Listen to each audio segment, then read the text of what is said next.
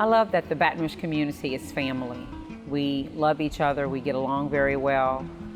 It's a place that people feel comfortable raising their children, where generations and generations of families have been able to live, work, and play, and just have a really great time loving life. I love the fact that in Baton Rouge, we can do life together.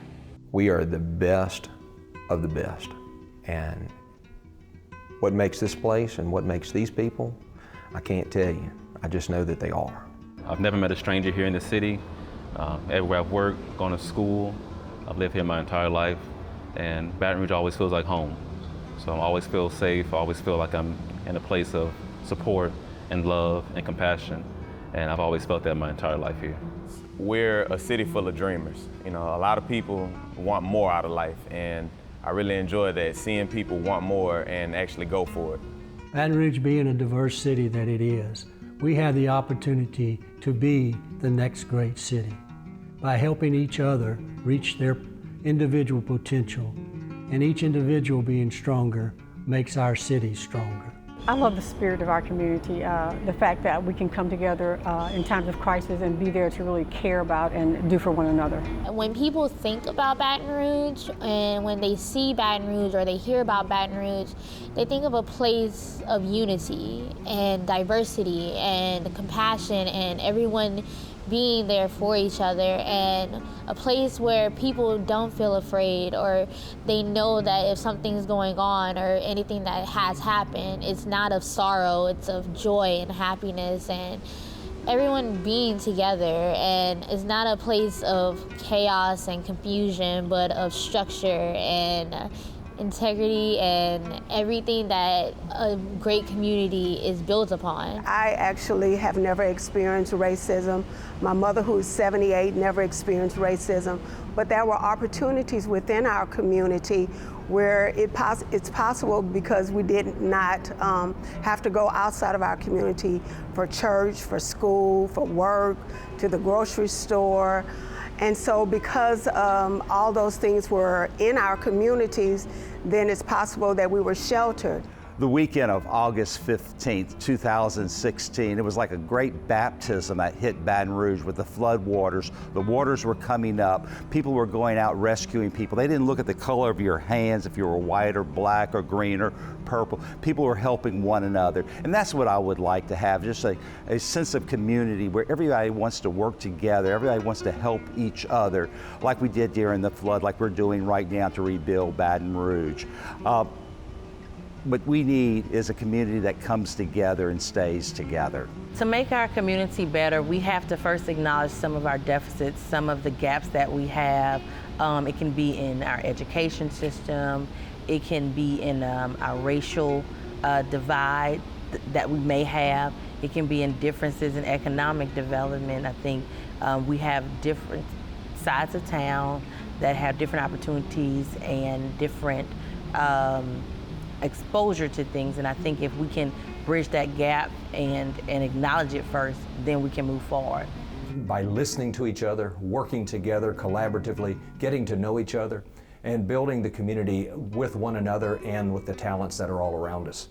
We have unlimited talents and human capital here because of the universities that we have, because of the educational value of what we have right here in a capital city. I think that right now the potential is endless for our community to keep growing, expanding, and getting better. But we'd have to listen and coordinate and collaborate with each other even more. I think that if we are able to maintain our sense of connectivity, our sense of being a family, that's the improvement that I'd like to see, is that we continue to do the things that we've always done very well as a community and not allow our community to be divided. How do we focus on staying together as one Baton Rouge and not letting things, such as all the things that have happened in our community over the last 6 months, divide us? I mean, if we're going to come together and we're going to say we care about each other, then in times of crisis, whether we agree or disagree, we have to find some common ground and work together towards solutions and not just out there angry about everything that happened. We need to take a step back, work hand in hand so we can make a bigger step forward.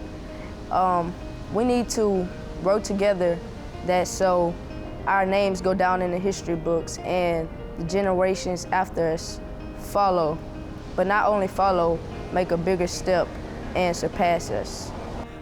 Baton Rouge will be an even stronger community once we start communicating with one another, once we understand the other person's point of view and put ourselves in their shoes, and we walk that for about a mile or so.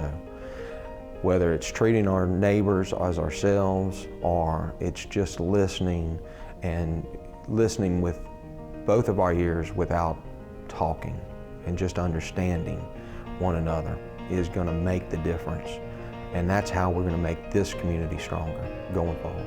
What I see for the future of this community is peace. And peace in the sense of a relief of all the stress and tension from everything that's been going on. And that burden will be lifted once we start getting to know each other and holding each other accountable.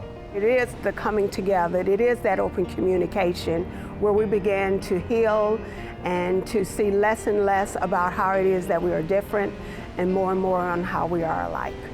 The way we can improve is by engaging each other in dialogue about what the issues are and offering real solutions. Whenever we come to the table, we need to have very, very honest conversations about what we feel could improve the city, and then offer solutions about how we can take those things, implement them in our communities, and strive to be a better place, a better community, and a better city for our children to live in. Over the summer, I got to see a lot of young people rally together and put on a very peaceful protest.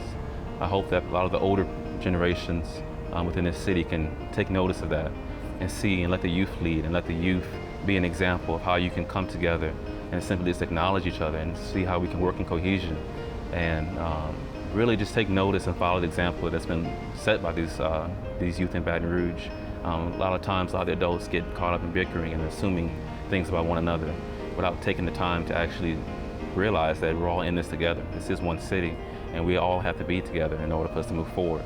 So what I really hope for is that we take notice of what the children are doing and really build upon that with each other. Baton Rouge has unified more than ever. Let's stay together. Let's stay together. Let's stay together. Let's commit in our hearts that we're not going to let this be a moment, but we're going to let it be a movement because we truly care about each other. So let's stay together. Let's stay together. Let's stay together.